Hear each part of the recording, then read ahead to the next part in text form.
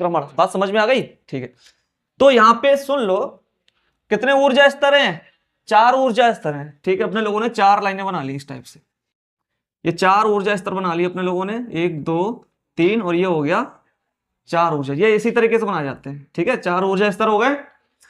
अब इसमें ये बताना है इसमें कितनी स्पेक्ट्रमी रेखाएं खींची जा सकती है, कितनी स्पेक्ट्रमी रेखाएं, मतलब जैसे ये पहला, दूसरा, तीसरा, चौथा, तो पहले ऊर्जा स्तर में जो रेखाएं आएंगी वो कहां कहां से आ सकती हैं, तो दूसरे से आएंगी, ये तीसरा ऊर्जा स्तर है, और ये इन रेखाओं को कहते हैं क्या, स्पेक्ट्रमी रेखाएं। बढ़िया सवाल है, देखो एक एक बात समझ में आएगी। कितने ये यहाँ पे कितनी स्पेक्ट्रमी रेखाएं हो गई, 3।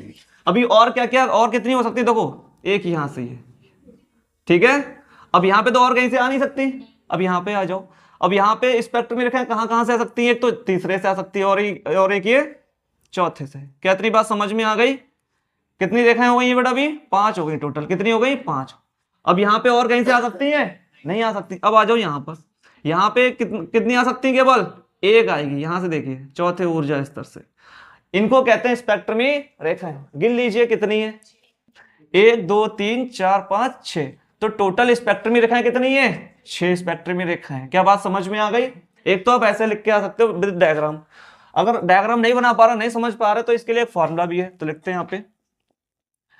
तो सबसे पहले तो पूरी लाइन लिखेंगे, उत्सर्जित स्पेक्ट्रमी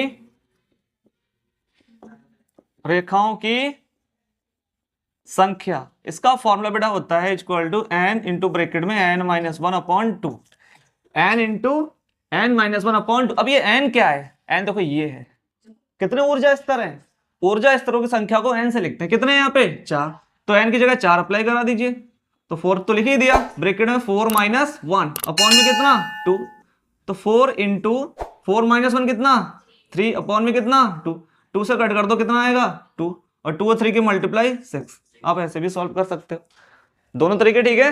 चलिए